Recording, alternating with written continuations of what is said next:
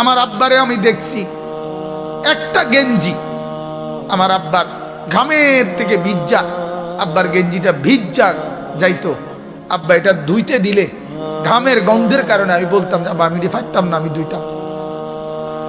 এরকম ওই দিনও মারে বলছি যে মা, আজ যখন মালিক অনেক সম্পদ দিছে, আজ আর বাবা নাই, বাবার এই সুখের সময় কিচ্ছু খাওয়াইতে পারলাম না, কিচ্ছু না, কিচ্ছু না, কিচ্ছু না। আজ মালিক অনেক দিছে কিন্তু বাপ নাই।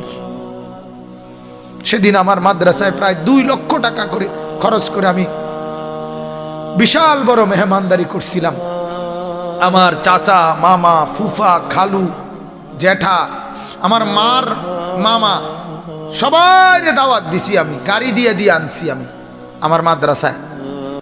তখন আমি দোয়ার মধ্যে বলছিলাম যে আজ আপনারা সবাই আসলেন, কিন্তু আজ আমি আমার বাবা নাই। তাহলে আমার ভাই এক জিন্দেগির সবচেয়ে বড় পাওয়া, আমার আব্বারে দেখছি আমি। আমার আব্বা এটা কইতো, ফুত আমি প্রয়োজনে আরো কষ্ট করুম, কিন্তু আমার সন্তানরা দুনিয়ার কোনো ফিকির লাগবে না। বাবারে একটা কথা ছিল যে আমি চাই আমার 5টা ছেলে আলেম হবে, যেন আমার মরার পরে আমার কবরের চতুর্দিকে আমার ছেলেরাই দাঁড়াইতে পারে। কাজে এদুর যদি পাই আমার আর কিছু লাগবে না। তাইলে আমার বাপ, আমার ফিকির তো এটা থাকা চাই।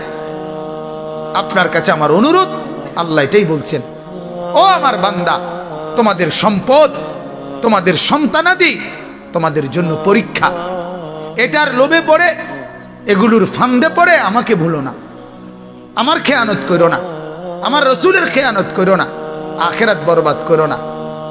এরপর আল্লাহ বলেন ওয়া আন্নাল্লাহা ইনদাহু আজরুন আযীম, আল্লাহ বলেন আমার কাছেই একমাত্র আছে মহা বিনিময়। অর্থাৎ দুনিয়ায় যা করে গেলা এগুলোর বিনিময়, এগুলো তোমার জন্য খুব বেশি বিনিময় আসবে না। আমি আল্লাহর জন্য যা করিলাম, আল্লাহ বলেন কসম বান্দা, আমি এর প্রত্যেকটার উত্তম বিনিময় তোমাকে দেব। এই সোফা যদি 30,000 টাকা দিয়ে বানায়া থাকো, এই সোফা আখিরাতে তোমার জন্য কোনো পুঁজি দিবে না। আর আমার একটা সেজদার বিনিময়ে আমি আল্লাহ কোটি গুণ নেকি তোমারে ফিরিয়ে দেব।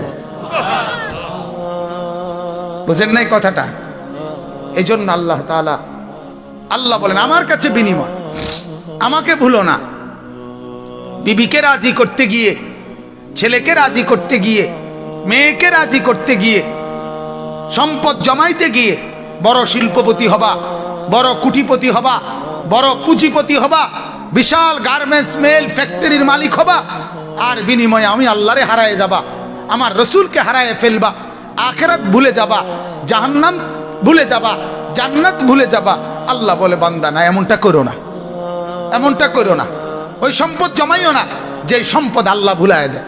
ওই বিবি বাচ্চা পাইলো না যারা আখিরাত ভুলায় দেয়।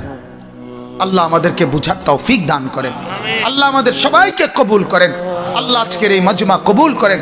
যদি কোনো শক্ত কথা বলে থাকি মাফ করে দেন, কিন্তু আমার বাজান, আমি আপনাদের আখিরাত চাই, আমারও আপনাদেরও। মুরব্বীরা আপনারাও রাগ করেন না, আপনাদেরকেও শক্ত কথা বলছি, কিন্তু বলার উদ্দেশ্য হলো আমি আপনাকে স্পষ্ট বলতে চাই, আপনারা অনুরোধ, কেউ বিড়ি সিগারেট খাবেন না। কেন জানি আমার এই কথাটা আজকে বহুদিন ইদানিং এইবার বারবার এটা মনে হয় যে এই লোক নিয়মিত বিড়ি খায়। আমার কাছে মনে হয় ওই মুরব্বী যেন আল্লাহর কাছে, ফেরেশতার কাছে এটা বলে যে আমার সকাল বিকাল দুপুর সন্ধ্যা আমি বিড়ি ছাড়া, আগুন ছাড়া থাকতে পারি না। ও আল্লাহ, তোমার কাছে অনুরোধ, আগুন ছাড়া আমার দিন কাটে না, রাত কাটে না, সকাল কাটে না, বিকাল কাটে না। আল্লাহ তুমি তো দেখলা আগুন ছাড়া আমি থাকতে পারি না, অতএব আমারে কবরে আগুনেই রাখো, আমারে হাসরে জাহান্নামের আগুনে রাখো। আর নাই তো কি, আর কি কারণ হতে পারে কোন? এই জন্য বাপ, আপনি যদি আমার দাদা হন, আমি আপনার নাতি, আমি চাই আমার দাদা যেন হয় জান্নাতি। আপনি যদি আমার বাবা হন, আমি আপনার ছেলে, আমি চাই আমার বাবা যেন হয় জান্নাতি। আপনি যদি আমার চাচা হন, আমি চাই আমি ভাতিজা, আমার চাচা যেন জান্নাতি হয়। তোমরা যারা যুবক ভাই, আমি যদি তোমাদের ভাই হই, আমি চাই তুমি ভাই দুই ভাই মিলে একসাথে যেন হই জান্নাতি। বলো না ইনশাআল্লাহ। দোস্ত, কত ছেলে আমগরে ভালোবাসো, আমরা জানি তো বাজান। কলিজা দিয়ে মহব্বত করো তোমরা আমগরে। এই মহব্বতের তাকাজায় হয় তুমি আমার মতো হও, নাহলে আমারে তোমার মতো বানাও। একটা করো, এক সাইডে হও। হয় তোমার কাছে আমারে নাও, নাহলে আমার কাছে তুমি আসো। একটা তো করো ভাইয়া। তুমি তোমার মতো, আমি আমার মতো, এ জিন্দিগি কেমনে চলবে? তুমি ফয়সালা দাও, তুমি ফয়সালা দাও। আল্লাহ তাআলা আমাদের সবগুলো যুবককে কবুল করেন, আমিন।